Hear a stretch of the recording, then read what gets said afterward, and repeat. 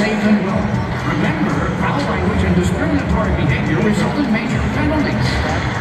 Fighting, slurs, and throwing stuff? You're out of here.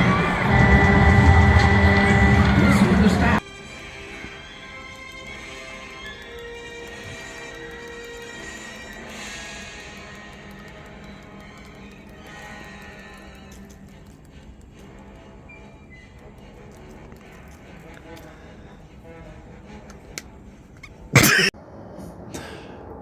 Welcome back to Off the Rip. On the road. On the road, yeah. Here we are, post-game from Star Wars night. And what a night it was. It was incredible. Yeah, I don't know how long they've been doing this Star Wars night, but I don't know why I haven't been going to it sooner. Yeah, it was not a full house, but there was a good number of folks in that building there. Good game, start to finish. Not really much to complain about. No, wire-to-wire victory. I think the only disappointing aspect of the night is Fedotov doesn't get the shutout.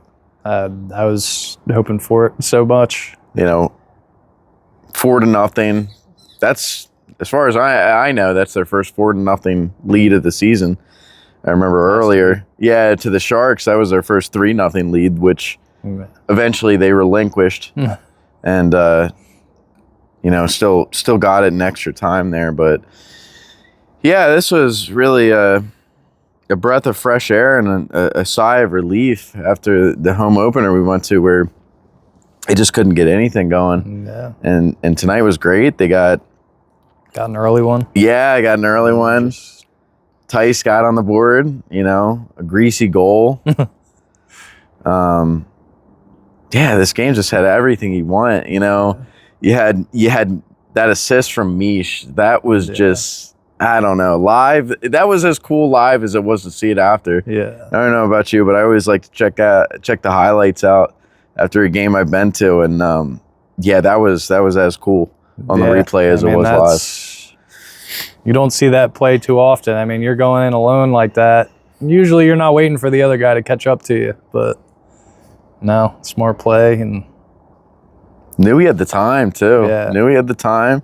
Konecny catches up, and Mish sells the shot. I mean, it was just a thing of beauty. Yeah. It really was. For me, that was the play of the game. Sanheim scores. Big Z, gets a goal as well. They give up a couple, but Konecny hits the empty netter for a second goal of the game. It's just had everything you were looking for if you were just looking for a good game.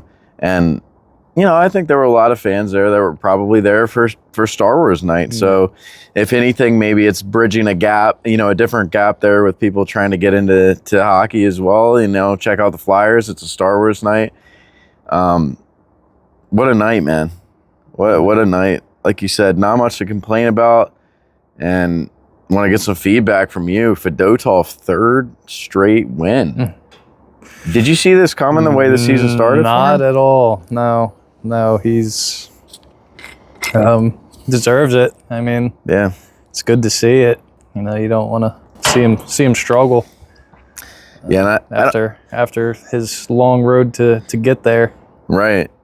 And I don't know what Harrison's issue is right now. Hopefully it's just, they're not trying to rush him back. He was back for, a couple games there, 1 or 2 games.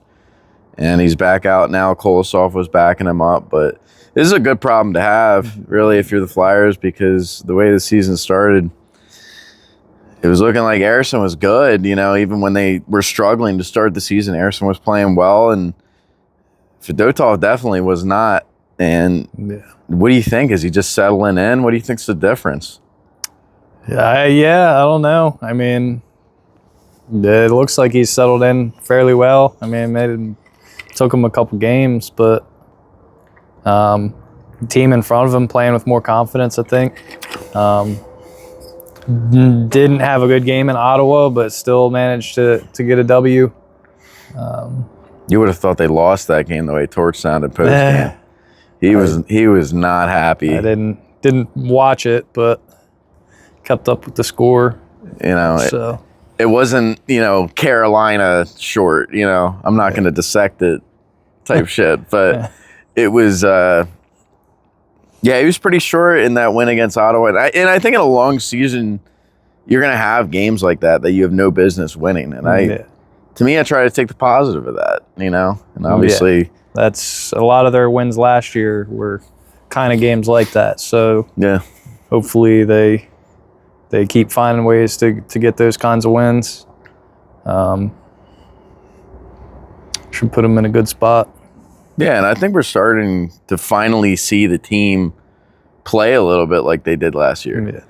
And I think if you asked anyone before the season started, if they just play like they did last year, that's a watchable brand of hockey. And much like Fedotov, I think they're starting to figure it out as a team, just a little bit of a rough patch, but they're back to 500, 8-1 on the season now. I mean, what did they start? 1-5-1 or something crazy like that? I mean, it wasn't good. So really, I mean, to me, this is this is where the season resets. Like, where are they now? I mean, what are they now? 7-2-1 in their last 10? It's something like that. I know 3 straight wins, points in their last 5, I believe. They have a pretty decent record. Maybe they haven't played the best in some of the games, and hey, they don't go to extras. We don't go to extra hockey for a 5th straight game here. They get it done in regulation, so you gotta like that. Yeah. But we'll have to see. They played some tough teams last week. A tough road trip. They'll be at home for 5 straight now. This is the first game in a 5-game homestand. They got the Avs on Monday, Dollar Dog Day. Unfortunately, we won't be making it out to that one, but what a game, what a win, and hopefully this is the turnaround for the team. We'll have to wait and see. Yeah, like I said, this is the looking like the team we had last year. So that's what you hope for. You're not going to run away with any, but stay in the mix. Yeah, still